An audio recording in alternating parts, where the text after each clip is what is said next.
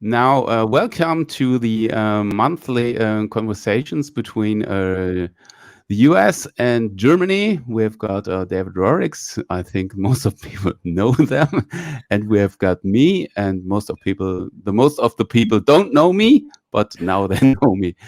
And at the moment, it's not so funny because, as you all know, there are serious forest burnings all along the coast in the west coast in the US. And David, tell us a little bit about the situation. What is going Yeah, on now? it's interesting that they're showing football on TV there in Germany on the main news. 8 minutes into the news, they're showing football. You just said, I don't know, maybe the news led off with the fires. I don't know, but it's definitely being covered by BBC anyway, and other Al Jazeera and others. But yeah, there's the biggest forest fires in the history of the state of Oregon and the state of California are all happening now, and also in Washington and Mexico and British Columbia. And there's 500,000 people in Oregon who are under evacuation orders of some kind. I think 80,000 who have actually evacuated. There's dozens dead and dozens more missing, thousands of homes destroyed. And it's really quite something. And the air quality is the worst in the world of any major city in the world right now in Portland. And Okay. it's also very bad in San Francisco and Seattle too. Yeah, we have here in Stuttgart also the worst air quality of Germany, but I think But that's because of industry, right? And Stuttgart's kind of in a bowl, is it? It's yeah, kind of it's kind of it's kind of with a ball, and if you are there in the summer, and there's a lot of smog, and you couldn't, all in the mountains all around, and the mountains. you've got a lot of streets going through, and the big car builder like Mercedes-Benz, Porsche, and all those nice little guys. Yeah, And I'm living in and there's Ludwigsburg. factories. Yes, but I'm glad that I live in Ludwigsburg. It's north of Stuttgart, so Stuttgart is Yeah, not a much nice nicer. town because they really, constructed it with silly things like the train stations. They've got they built an underground train stations, and there have been a lot of protest against this. Yeah, It's not big the new, protest against this.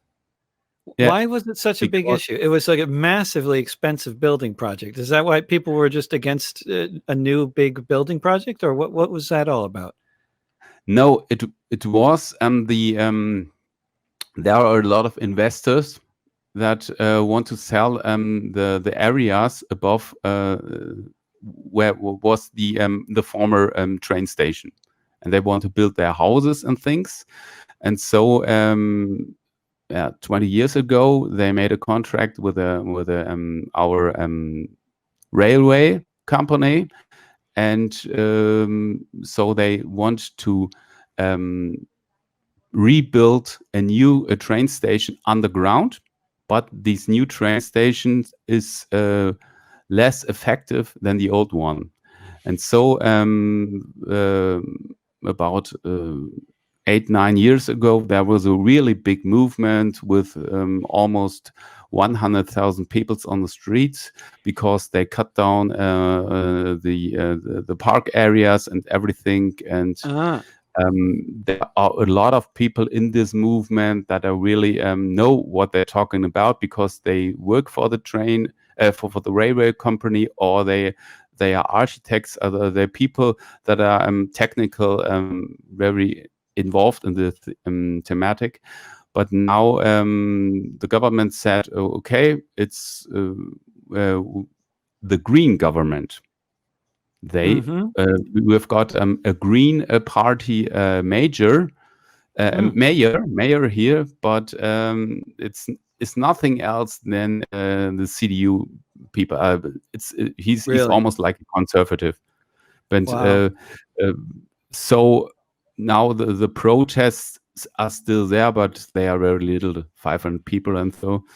and all Stuttgart is a big 500 construction people site. seems pretty good. I mean, but that's it. I just have to stop you for a moment there, because like 500 people coming to a protest in, it may seem strange to say, but a lot of the protests that have been going on, like in Portland, over the past 105 days or so, have not been much bigger than that, but it's, so that's, and yet it's making big national news all the time that we have a few hundred people protesting, which which is still, it's spontaneous protests. It's so much of it is not all that organized in advance. So then a few hundred people maybe is a lot, but when you say 500 people, I mean, you have a lot of protests in Germany that have that we don't hear at all about over here, that have hundreds of thousands of people at them too. Sometimes, like, I mean, at TTIP, I mean, there was this in 2016, there were 250,000 people in Berlin.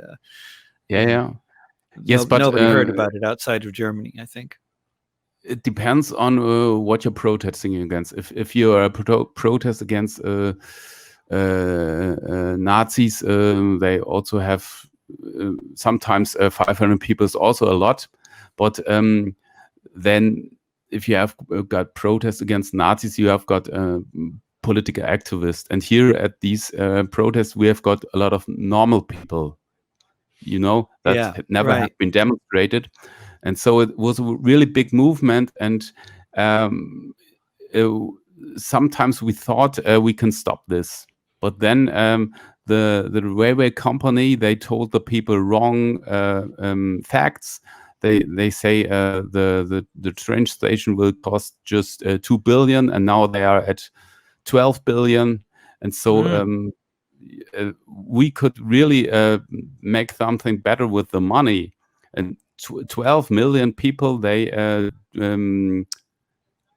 throw away for a silly project that just the investors, they are have their profit of it, nobody else, Right, and that's a huge. I mean, that kind of like a $2 billion project that becomes a $12 billion project. You're saying, I mean, that happens a lot here, but that's not so common in Germany, right? That kind of corruption.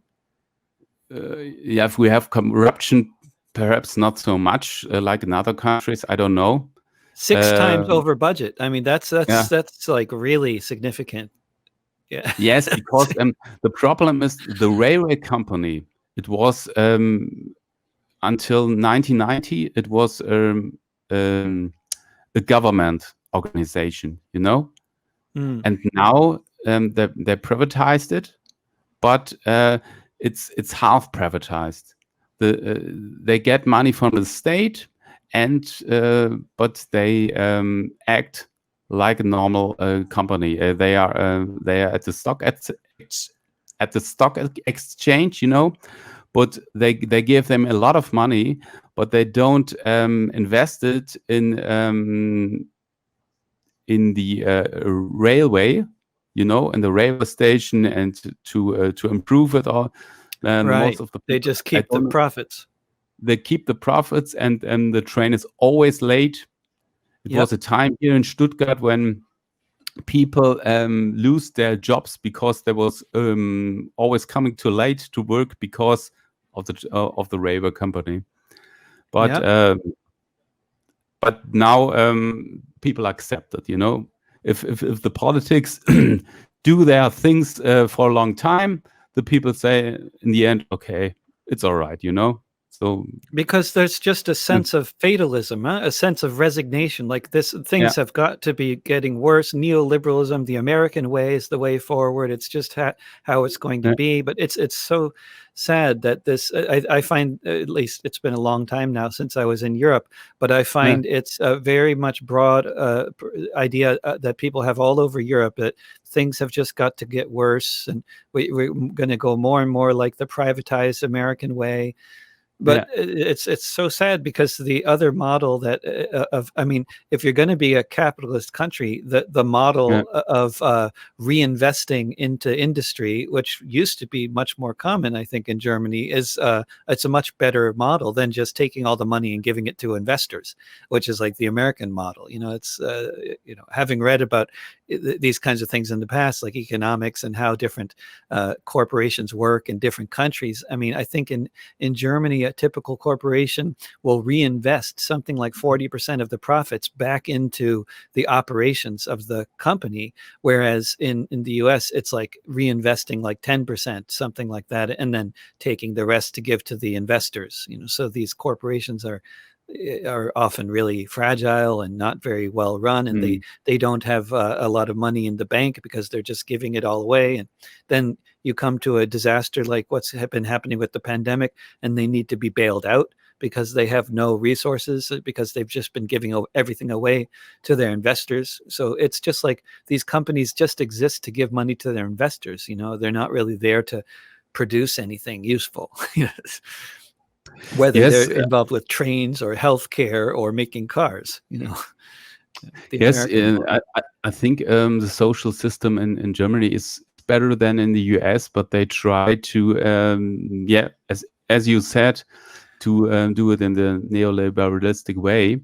Yeah. But also in the healthcare, there are things that they want to privatize a lot more. But I think in the US it's really hard because here if you've got your healthcare insurance, and if you have something, they pay it. Also if you're not have your work, and I think in the US most people don't have health insurance, or I don't know. Or they have to pay a lot of people don't. Yeah, or they pay, those who do have to pay too much, and tens of millions of people don't have it. Yeah, although here in Oregon, most people have it because there's state healthcare here. So it's better in Oregon than... Yeah, it depends on the state, but in Oregon it's good, in Vermont it's good, some other states, but most of the country it's terrible. Yeah. And Oregon is more run by the Democrats or Republicans? Democrats, Democrats. On the West Coast, the Democrats are totally dominant. It's just like a one-party state, Okay. So they're very corrupt Democrats that own a lot of property. They're pro-business, pro-landlord Democrats, but they still are better than the pro-business, pro-landlord Republicans. At least they believe in healthcare. But that's a big advantage, I think. I think that's one of the big problems in the US, huh? The healthcare system. It's a big one. Although the cost of housing is also a massive problem, and that is a big problem in Oregon. But at least we have free healthcare if we're poor enough. You have to be poor enough to qualify. Otherwise, you have to pay. Okay. So it's not as good as in Europe, but it's still better than here. Yeah.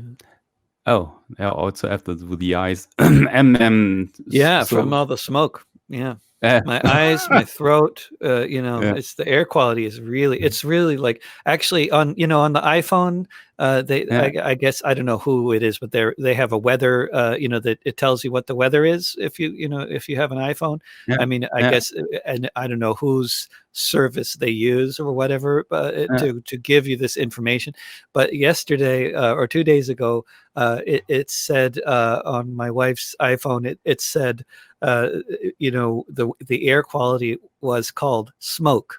Like, so, usually the air quality index, it's usually like moderate, healthy, moderate, dangerous for people with like a pregnant women or something, and then they'll say, mildly hazardous, there's all these different gradients before you get to hazardous, which is like very unhealthy, and then hazardous. That's a really bad. And then it used to be, as far as I knew, there was nothing worse than hazardous. You never got to hazardous, but apparently there's another category beyond hazardous, and that's just called smoke. Just So it's smoke. like when the Oh. air is no longer considered air, it's just called smoke. This is when the air is So no longer just, this isn't hazardous air, it's just smoke. so you shouldn't leave the building if you want to stay healthy, or No, we keep all the windows closed now. But the thing is that even though we don't have air conditioning, and it's yeah. September, which normally is quite hot, because of all the smoke out there, actually it's very cool. It's like during the eclipse. It's like it's like a really, really foggy day, except it's not Ah, fog, it's smoke, but it keeps the sun very distant. So it's very cool out there. It's like 20 or 30 degrees cooler than it should be. You look on the weather forecast and it says it's hot out there, but you actually walk outside and then you can wear a jacket and be comfortable. okay. Yeah, So it's so bizarre. what was the main reason for the burning of the forest now? Well, there's been I mean, basically it's climate change. I mean, there's a lot of different factors, like people building houses in the forests where they probably shouldn't be building. There's a lot of factors, but the main one is that in the summers it's always getting more and more dry, but in the winters it's often raining more. So it's not that it's just overall getting drier all the time. It's a mix of different extreme weather activities that are happening. So when in the winter, when we do get a lot of rain and snow and stuff, then actually the plants in the forests grow really well, and so then they die by the early summer. They die and they turn brown, and then you just have forests full of dead plants. The big Okay. trees, the big trees can deal with the weather changes, and they have reserves of water. They can get through a dry couple of years just fine. But the small plants that are just growing in the winter, like grass, it Yeah. dies when there's no more rain. It just all dies. So you have massive amounts of what they call fuel. And basically, so then you have a dry summer for months and months. It's just getting drier and drier. I mean, the entire West Coast is just full of dry brush that you just throw one cigarette butt in the woods and you've started a massive fire. So it could be accidents, it could be a spark from a car, it can be spark from a power line, it can be a lightning Okay. strike. They've had thousands of lightning strikes. Because then you have one of these, once you have a fire, a big fire, then it creates what they call a microclimate. We're all learning about these things now. And the Yeah. microclimate, it includes lightning strikes, which normally don't happen on the West Coast. We normally don't have much wet lightning. I grew up on the East Coast where lightning is very Yeah. common, and it's much more wet. We have hurricanes and it's very wet and the forests never burn. But on the West Coast, thing is very dry compared to the East Coast. But we don't have lightning out here. But yeah, when the microclimate gets created by the insane fire weather systems, then there's lightning strikes, and then that was happening in California, creating more and more fires. So. Yeah, and Okay. then you have these privatized energy companies. Like in Mm. California, they used to have a good public energy company that was really more careful about everything and reinvested, their money back into the infrastructure. But now you have this privatized energy company, which for decades has just been not maintaining infrastructure. And now, that's so a lot of the fires are started by poor infrastructure. Mm. Yeah, it's the same all over the world. They privatized everything, and the quality is getting worse, and just few people benefit from it. So Yep. also, do you have privatized the water in the US also? Depending on the town, yeah, that's a big Uh, push to privatize everything, all the utilities. And then there's other people who are, fighting to maintain public utilities. And there still are a lot of public utilities, and there are a lot of public utilities where people in the towns, realize that the public utility is well run and they don't want to privatize it. But there's still like this general idea that when somebody comes and talks about privatizing things, that they must be talking about something good. It must be progress. It's going to bring investment. We're going to, provide jobs. All this, it's just propaganda. It's just, bullshit. They always tell you heaven on earth.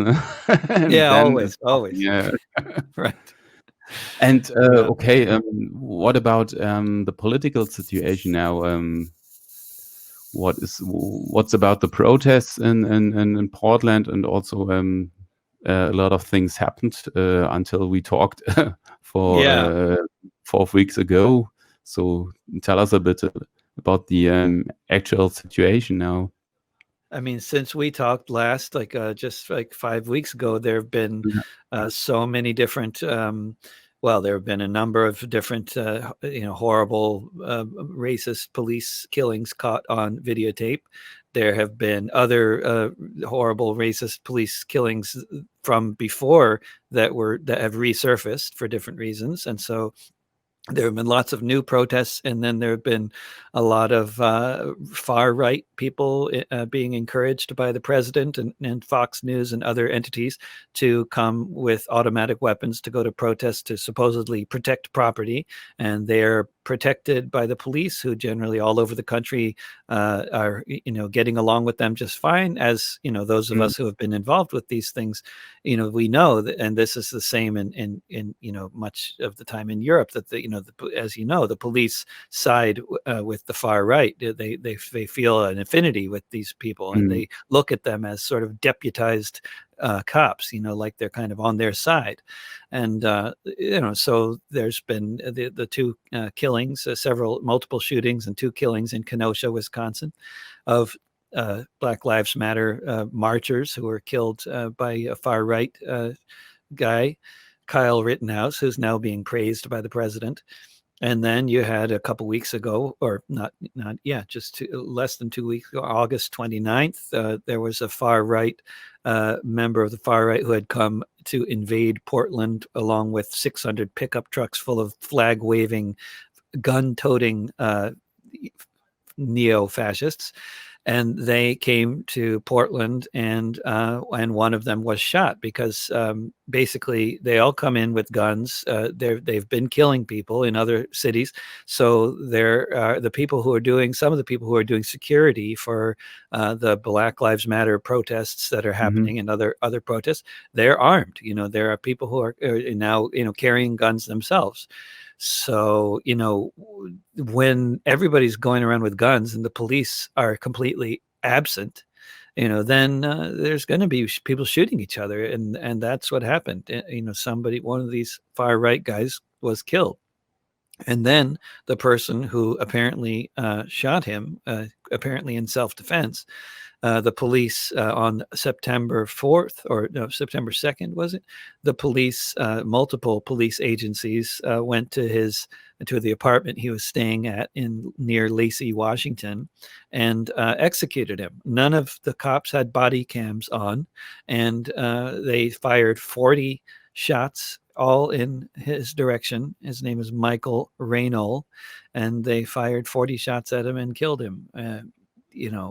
Rather than arresting him, and that's been some of the recent developments. The far right has been staging weekly protests in Portland, and the last time after the multiple killings, when the far right had their big protest in the suburbs of Portland, they went to the state capitol, and they did not come back to Portland in any big numbers. So it seems like they may be giving Portland a break after the multiple killings, which is intelligent on their part. But who knows what the future holds? It's all becoming much more violent, and it's much less of a. You cannot be certain at all that if you go to a protest that you won't be attacked by a far right person with a gun or a motor vehicle. Although at the protests in Portland, there's a lot of good, well-organized security and well-organized protesters, people organize into different groups, different, in the typical sort of anarchist organizing methodology. Basically, there's different affinity groups and people who organize within those groups to do different things, like provide food and medical care and different services that people need. And one of those things is security, and another is escorting the march when it's in the streets, to make sure that the traffic gets sent somewhere else so that nobody has accidents.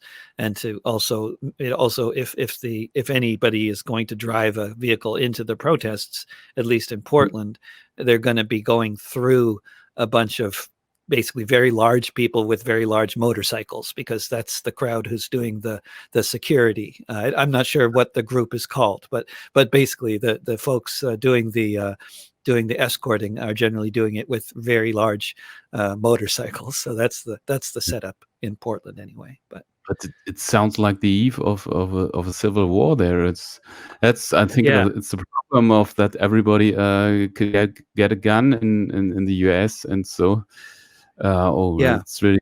And I think the president also supported them and encouraged them to do this, and he encouraged them also to break the law, because he said they could do it twice.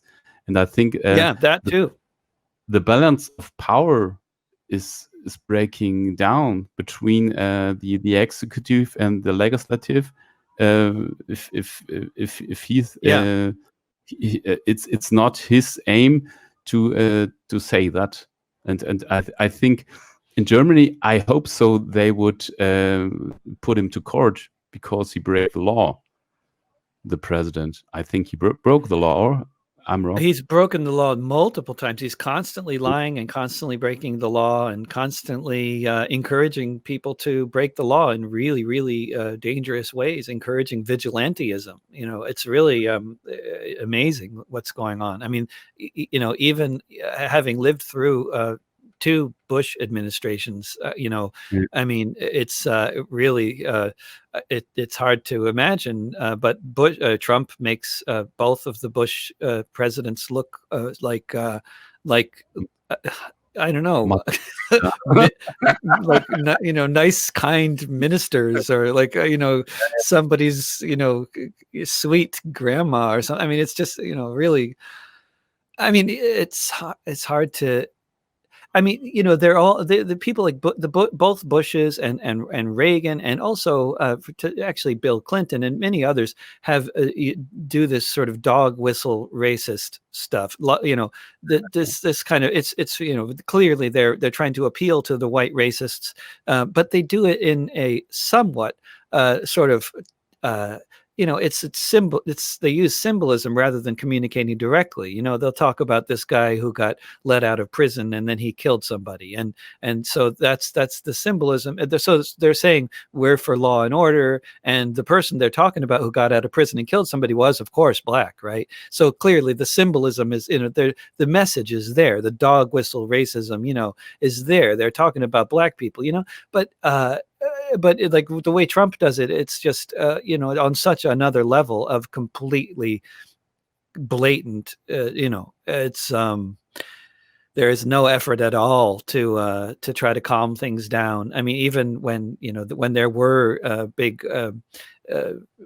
what they called riots during the first Bush administration, and after the terrorist attacks in New York and under the second Bush administration, they made efforts to calm things down. I mean, as horrible, and they were both mass murderers, of course, but they killed so many Iraqis and so many other people, and I'm not trying to say anything good about them, but just in relation to Trump, it's just, I mean, after 9/11, 19 years ago today, George W. Bush was on TV and on the radio talking about how Islam is a religion of peace, and don't blame Muslims for what just happened, and that was, and I was relieved at the time, because I thought, oh my goodness, after this, there could be pogroms against Muslims now. If we had a Trump in power in 2001, we could have had pogroms, Yeah. but luckily we had George W. Bush, and he was a reasonable enough person that whoever it was on his team who told him we could have pogroms, you need to say something now, and he said something, and it was like the right thing to say, which is amazing. I think it's because Trump, he's a businessman, and he thinks the state is like a business, and he's the one who rules, and everything has to do what he says. And I think he's really mentally ill, because I think he's not acting like. Also, if someone is acting, not in my political opinion, but he's acting like someone who don't know what he's doing, is crazy, I think. Or but you couldn't think what he's doing next, and such one could crush the whole world if he pushes the button. Huh? Well, yeah, I mean, who knows what he's going to do with the button, but certainly I think, I mean, yeah, he seems crazy and emotionally unstable, but at the same time, I think he seems to have some kind of a method to his madness, and it seems like he's following a basic kind of fascist playbook in terms of, using divide and conquer politics to sort of appeal to his base of racists, and to use and create events on the ground by like sending federal troops into cities like Portland, to create conflict that he can then capitalize on and use to promote his law and order platform. I mean, he's actively trying to create chaos in this country, and he's succeeding. And and then he can appeal to his base and talk about law and order, and talk about how cities like Portland are burning down, which now they are maybe about to do. And the far right is talking about how Antifa is burning down all the forests, and actually now in the past few days, all the police agencies from the FBI to the local cops up and down the West Coast, they're all tweeting about how Antifa are not setting these fires, because and they're no friends of Antifa. The police, they don't like Antifa at all. In fact, they really don't they really hate Antifa, but they they also recognize this is like pogrom type of atmosphere, and that the right is trying to foment, and saying that these massive terrible fires are actually caused by anybody for any political reason. They're not. These are not political fires. These climate change, yeah, that's political, but nobody's going around burning down the country. That's not happening. This is not a police station. If it were a police station burning, okay, yeah, that might be the black bloc. But no, when the forests are burning, that's not that's not the anarchists. Yes, but he Trump, he also said we are his enemy. Yeah, he always talks about the anarchist. But I think he don't know what's he talking about. No, he has no idea. And I hope, but he tries to set up a dictatorship, so that he wants that the voting. Yeah, he's really talking about 12 more years. Yeah. And so maybe making the election impossible. It's really new. This is really new territory. I mean, I don't think this is really, among so many other things, unprecedented. I mean, Do you think he has a chance to do that? Or I think he does. Yeah, I think he really does, because I think because if there were a popular opponent in the election, if the Democrats had a popular person running like Bernie Sanders, for example, then I think the whole situation could be completely different, because that could really mobilize people in the streets, and massive numbers of people mobilized in the streets can change everything anywhere.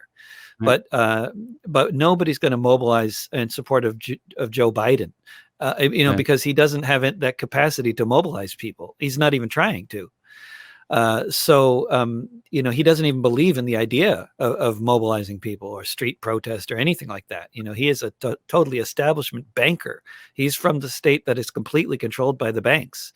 He is all about Goldman Sachs and just pretending to be something else.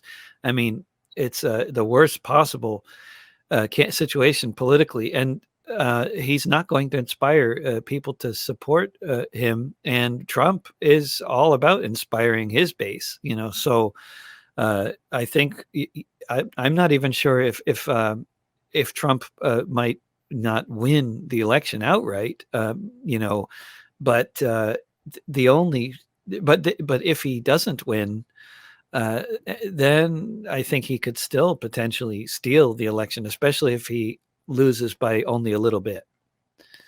But I don't know if he loses by a landslide, then I think it would be very hard for him to mobilize the support he would need to go against democratic practices and maintain power.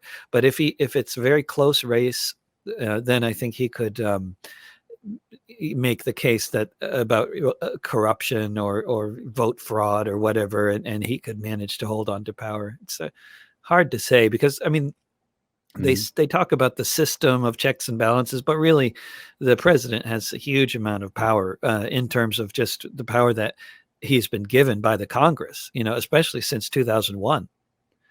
So if he wants to declare a national emergency, he can. Yeah, that's a problem. So the balance of power, that is one of the good things in democracy that was established in the French Revolution.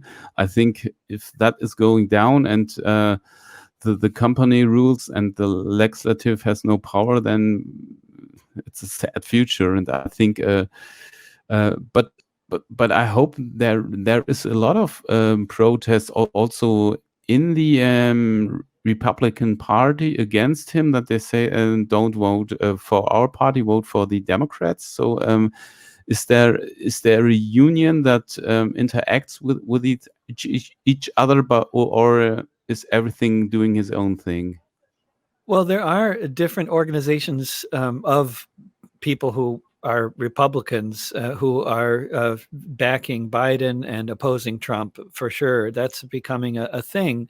But I would say that these Republicans who are doing that are the Republicans that the people who voted for Trump rejected 4 years ago. These are the Republicans who were not doing well in the Republican presidential primaries, who were trying to run against Trump. It's the same crowd of Republicans. These kinds of guys, like, they're more generally more like the establishment, the Republican establishment. They believe in American imperialism, and they're disturbed by Trump pulling troops out of Germany, that kind of thing. They're not this. They're not. Yeah. So, and they don't have much popularity, I think. Basically, they don't have much support, these Republicans. They were rejected by the people who voted for Trump. Trump is like, it reminds me of, like, I don't know, like the old, like, General Heidelberg or something. It's like these old irrelevant people that have been rejected by the people that support the new, really exciting guy, who in this case is Trump, even though he's not new, or but he's very exciting to his base, in the ways that charismatic leaders can be. And I think now he shows his real face, because now he's more than in the beginning of this legislation often supports the far right. Yeah. Because he said, okay, that are always the left ones, and of course the anarchists, we are always the bad guys. And in the beginning, he tries a little bit to say he's the president for everyone, and now he thinks that that the far right, that is his base, huh? The space of people. I mean, he also tries to appeal to black Republicans, and I mean, it's not only the far right, but he's very regularly making pro far right comments and tweets and sharing things to his tens of millions of or what hundreds of millions of Twitter followers. He's sharing tweets from far right conspiracy theorists who are blaming Antifa for starting the fires, and I mean, he retweets stuff from QAnon. I mean, QAnon, this conspiracy idea that that is growing is being actively promoted by Trump and many others in the Republican establishment, and yeah, it's all, of course, it's really bizarre conspiracy theories, but at the same time, you can see why a lot of people believe it, because there's some seeds of truth in most of these, basically bizarre conspiracy theories. Like the one about that's so popular in QAnon about Hillary Clinton running a child sex trafficking ring out of a pizza place in Washington, D.C. It sounds so bizarre until you realize that Jeffrey Epstein, on his private island with his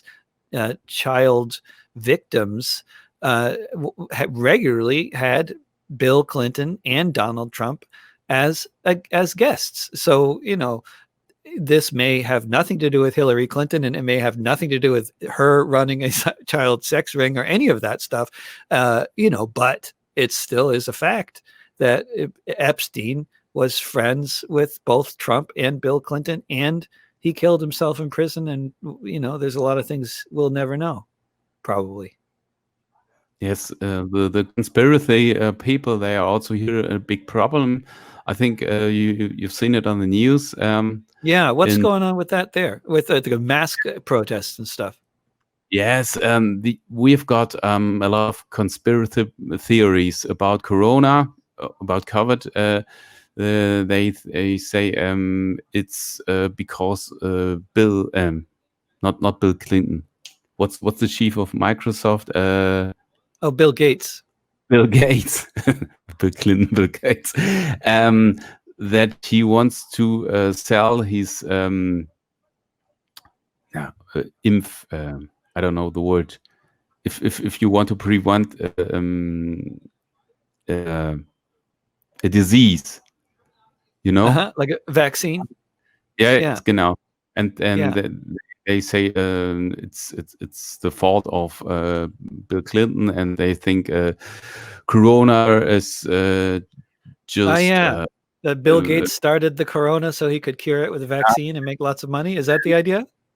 Yeah. And the problem is that the far right in Germany, they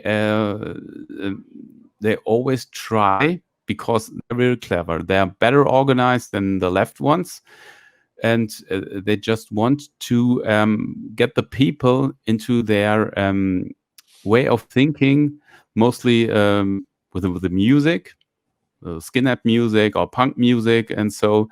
And now they want to get these Corona people that say it's the fault of Mrs. Merkel, and that are against our basic rights to wear a mask. And also now I'm at a school, and also some parents say our child don't have to wear a mask because it's against their individual rights, and so silly people. And the problem is that really these people, they go to the Reichstag with the old flags of the former kingdom before Hitler, and all the people that carrying these flags, they are not of the Republic, of the Weimar Republic flags. Yeah, or Weimar Republic. What are they trying to say with the Weimar flags? What does that symbolize? They are Nazis, but these flags they stand for the Weimar Republic. They stand for the old emperor. But it's not forbidden to show these signs. If you right, you can't have a swastika. That's illegal. Yeah, swastika. but you know, all the people that wear these flags, they are all Nazis.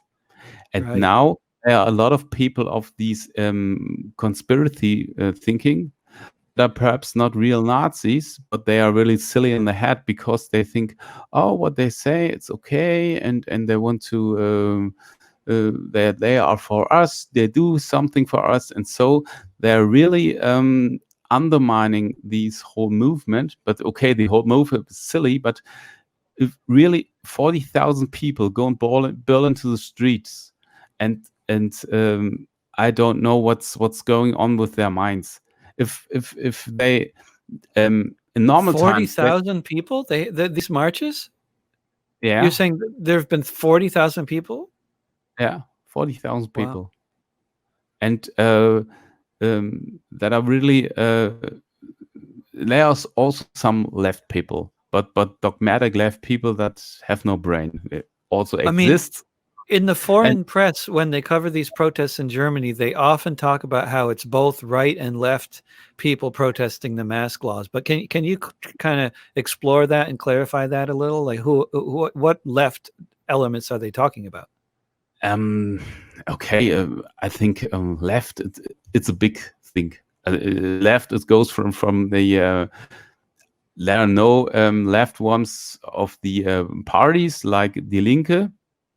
I think they are not ones, but these Die Linke is not protesting against masks, I'm sure. When we're talking about other far left or some kind of what they might. No, I mean, which left though? Because the left isn't protesting masks here at all.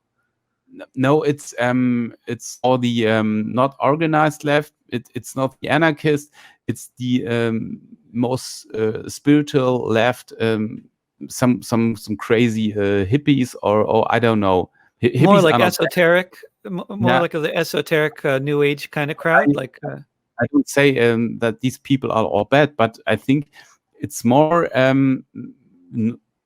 normal people. They're not normal. But not political people. But if they are political, they are really dogmatic lefts, and not so much organized. And then you have also, okay, the far right in all its variety. And I think that, but I don't know exactly because I don't go to these. Yeah, right. I know, but you're probably keeping more track of it. What's your aim? Are you an anarchist? No, okay, then it's okay. Right.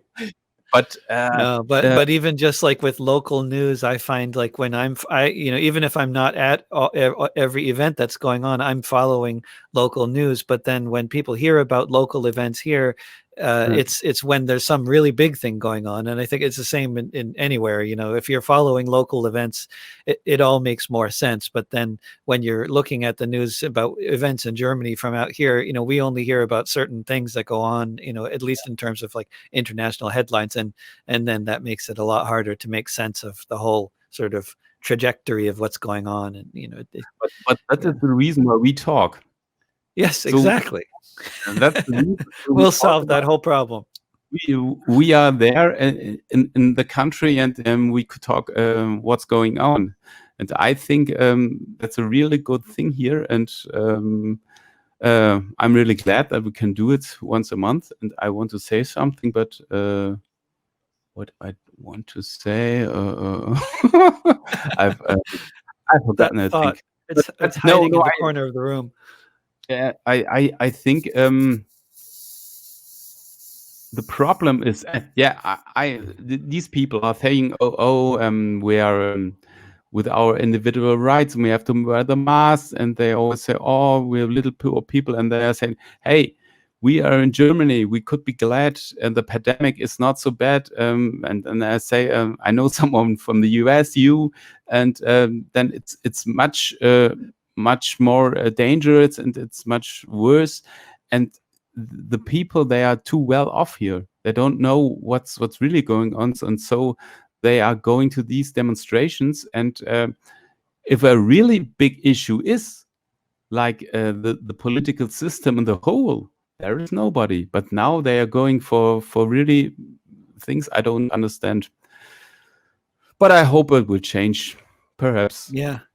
But the it good will. seems it's worrying though, because the 40,000 people is a lot of people, and these social issue, it seems like they like to, the far right loves to manipulate people with these kinds of social issues that are not really like economic, like whether you wear a mask, whether whether trans people are allowed to use the bathroom, whether you have access to abortion, these kinds of sort of social issues that they can make into wedge issues to build their base. It's scary.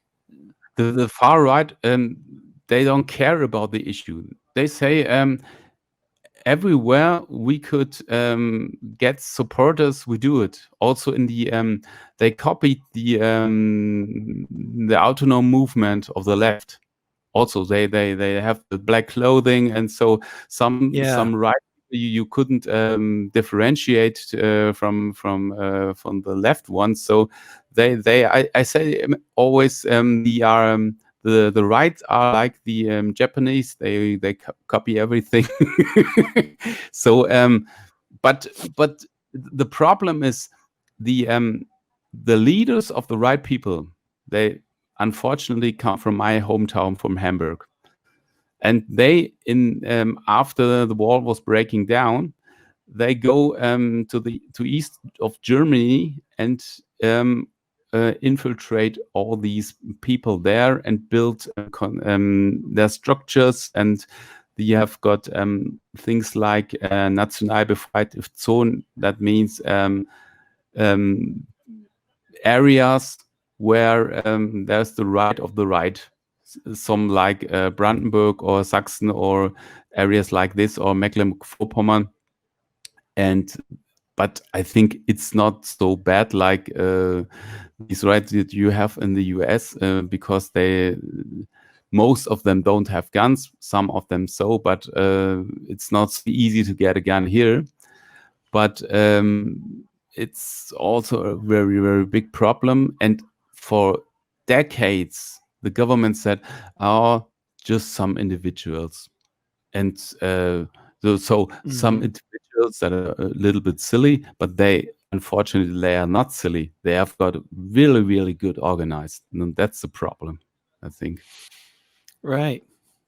Okay. Then was nice talking to you. And it was lovely talking to you. Yeah, was great. And we see us next month, I think. Until listen to us. Yeah. Okay. Yeah. Excellent. Excellent.